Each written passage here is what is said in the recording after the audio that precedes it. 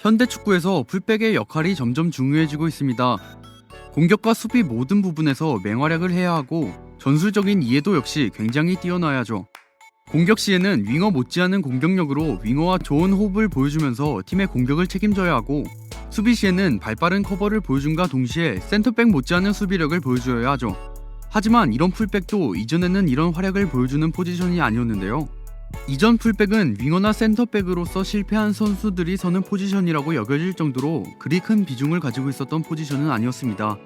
하지만 이제는 더 이상 겉도는 포지션이 아니라 팀의 핵심인 포지션이 되었죠. 그래서 오늘은 이 시대 최고의 풀백 탑5에 대해 한번 알아보도록 하겠습니다. 이 영상에서 소개하는 선수들의 순서가 순위가 아니라는 점과 현역 선수들 중에서만 선정했다는 점을 알아주시면 감사하겠습니다. 그럼 지금 바로 시작하겠습니다.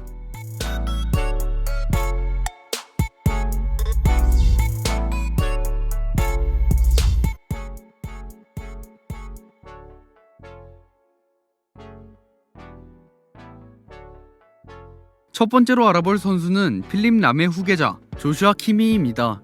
키미히는 바이에른 뮌헨은 물론 독일 국가대표팀의 미래라고 평가받는 선수이며 공격, 중원, 수비 모든 포지션에서 평균 이상의 활약을 할 수 있는 뛰어난 축구 재능을 가진 선수입니다. 그는 어린 시절 슈투트가르트의 유소년 팀에서 지내며 이후 팀을 떠나 라이프치히로 팀을 옮겼는데요. 당시 3부 리그 소속이었던 팀을 1년 만에 2부 리그 승격을 도우게 되죠. 당시 키미히는 어린 나이에도 팀 내 최고 활동량을 기록하며 팀의 핵심으로 자리매김하게 됩니다. 이런 키미히의 잠재성을 알아본 펩 가르디올라 감독과 바이에른 뮌헨 보드진은 2015년 여름 이적 시장이 열리자마자 키미히를 영입하게 되는데요.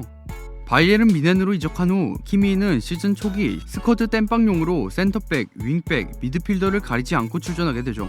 이후 계속된 활약을 보이며 저번 시즌에 월드컵, DFL 슈퍼컵, 분데스리가, DFB 포칼, 챔피언스리그, 국가대표 친선전, 네이션스리그, 유로 예선 등 2018년 6월 17일 월드컵 조별리그 1차전 이후 나설 수 있는 모든 경기 중 단 2경기를 제외하고 전부 풀타임을 소화하는 어마어마한 체력을 보여주었습니다. 게다가 그 모든 경기에서 평균 12km 정도의 활동량을 기록하며 공수 가릴 것 없이 경기장을 누볐고 별다른 기복 없이 2골 19어시라는 엄청난 스탯까지 쌓으며 엄청난 체력을 보여주었습니다. 이런 키미히의 최고 장점을 뽑자면 바로 엄청난 크로스 정확도인데요. 진짜 크로스 정확도가 말도 안 되게 정확한데 이 때문에 한 경기에 3개의 어시스트를 기록하는 경우도 많을 정도로 정확한 크로스를 올리죠. 2018년 월드컵 유럽 지역 예선에만 9어시스트를 기록하며 최다 어시스트를 기록했고 2017 컴패드컵 우승에서도 키미히의 크로스와 킬패스가 매우 중요한 역할을 했습니다. 이렇게 독일 대표팀과 바이에른 뮌헨에서 활약하고 있는 키미히를 첫 번째 선수로 선정하였습니다. 두 번째로 알아볼 선수는 레알에 없어서는 안 될 라이트백 다니엘 카르바알입니다. 카르바알은 현재 세계 최고의 라이트백 중 한 명으로 평가받고 있는 선수인데요. 그는 레알 마드리드 유스 출신으로 레버쿠젠으로 이적한 후 분데스리가 풀백 평균 평점 1위를 찍는 등 레버쿠젠이 리그 3위에 오르는데 크게 기여하는 모습을 보여주게 됩니다. 결국 레알 마드리드는 650만 유로의 바이백 옵션을 행사하며 카르바알을 다시 레알 마드리드로 복귀시켰죠. 이후 주전으로 활약하며 UEFA 챔피언스리그 3연패에 기여하는 모습을 보여주었습니다. 그의 세 번째 챔스 우승인 1617 시즌 그는 챔스 결승전에서 선발 출전하며 복귀 선수라고는 믿겨지지 않을 정도의 놀라운 퍼포먼스를 보여주게 됩니다. 전반전에 역습 찬스에서 호날두의 선제골을 어시스트했고 후반까지 오른쪽에서 맹활약을 하며 팀의 12번째 챔스 우승을 견임함과 동시에 개인 통산 3회 챔스 우승을 달성했죠. 이 챔스 우승으로 인해 카르바알은 당시 25살로 챔스 결승 선발 멤버 기준 최연소 챔스 3번 우승 기록자가 되는 역사를 쓰게 됩니다. 다음 시즌인 1718 시즌에도 챔스 우승을 차지했는데요. 챔스 결승전 도중 부상으로 교체되었으나 팀이 승리해 레알의 챔스 3연패를 달성하게 됩니다. 레알의 라이트백으로 팀의 핵심 선수로서 활약하고 있는 카르바알은 다른 풀백들과 마찬가지로 위로 올라가서 크로스를 올리는 것뿐만 아니라 스페인 선수답게 뛰어난 발기술과 상당한 운동 능력을 이용해 직접 공을 몰고 돌파하는 것에도 장점을 보이는 선수인데요. 그는 준수한 주력과 활동량, 매우 뛰어난 크로스 능력으로 연계 플레이, 크로스를 통해 팀을 지원해주는 전형적인 현대 풀백의 역할에 충실한 선수입니다. 특히 정교한 크로스를 올려 득점을 이끌어낸다는 점에서 그의 능력이 높게 평가받는데요. 무엇보다도 챔스에서 바이에른 뮌헨, 아틀레티코 마드리드, 유벤투스와 같이 수비적으로 강한 팀들과의 경기에서도 이런 득점 루트가 통했기 때문에 그의 크로스 능력이 더욱 뛰어나다고 할 수 있죠. 이렇게 레알 마드리드에서 활약하고 있는 카르바알을 두 번째 선수로 선정하였습니다.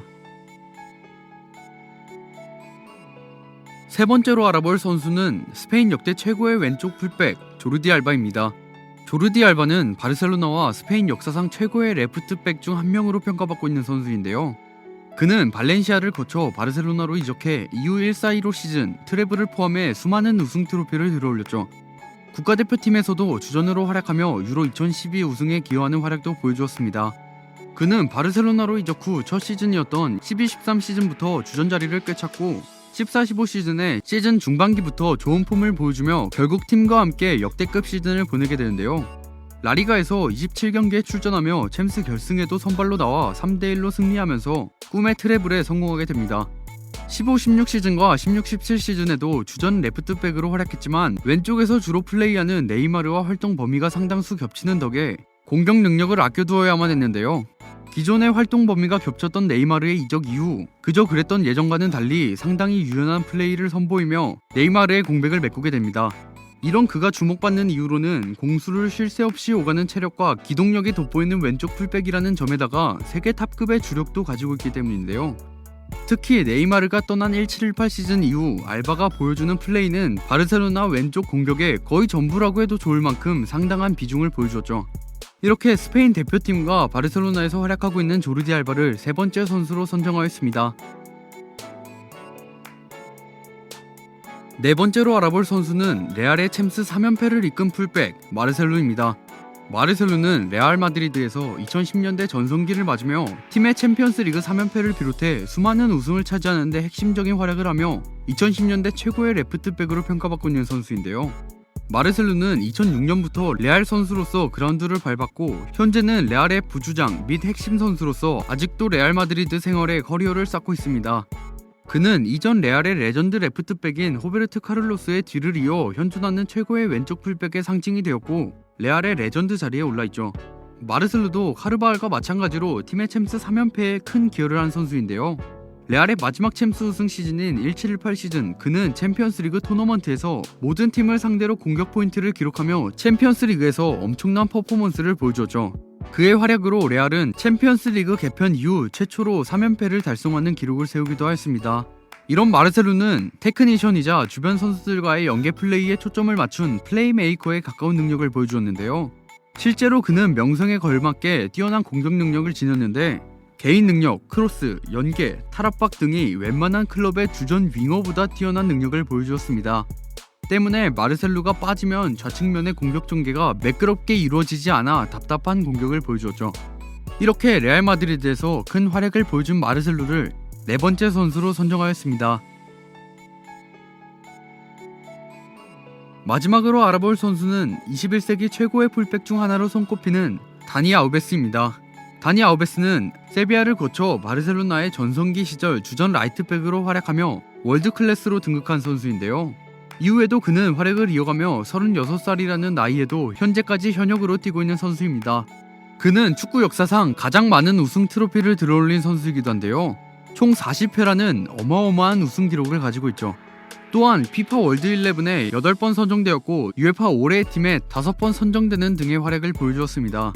그는 2001년 바이아에서 프로 데뷔하고 1년의 활약 후 세비야의 눈에 띄어 바로 이적해 주전 자리를 잡았는데요. 그는 세비야에서 6년 동안 핵심 선수로 활약하며 UEFA컵 우승도 차지했고 코파델리에서도 우승을 차지하며 세비야에서 없어서는 안 될 선수로 자리 잡았죠. 이러한 활약에 그는 매년 이적설이 흘러나왔고 결국 2008년 바르셀로나로 이적하게 됩니다. 바르셀로나로 이적할 때 바르셀로나 역대 수비수 중 최고 이적률을 기록하며 이적했는데요. 그는 이런 이적료에 걸맞게 바르셀로나에서 엄청난 활약을 보여주었습니다.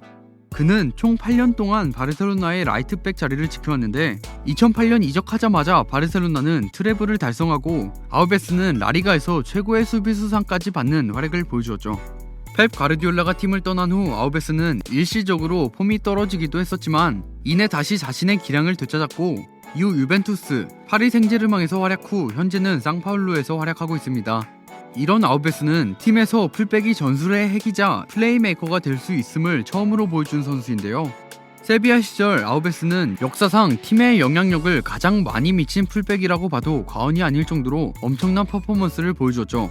바르셀로나 우주 최강 시절에는 굉장히 빠른 속도와 판단력으로 오른쪽을 쉴 새 없이 오르내리며 상대 풀백들을 박살내는 장관을 보여주었고, 오히려 상대편 윙포워드들이 아우베스를 막으려 안간힘을 쓰는 모습도 보여주었습니다.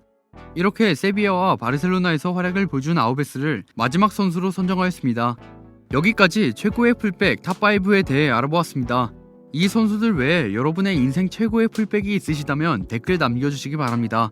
저는 지금까지 월간 베스트였습니다. 감사합니다.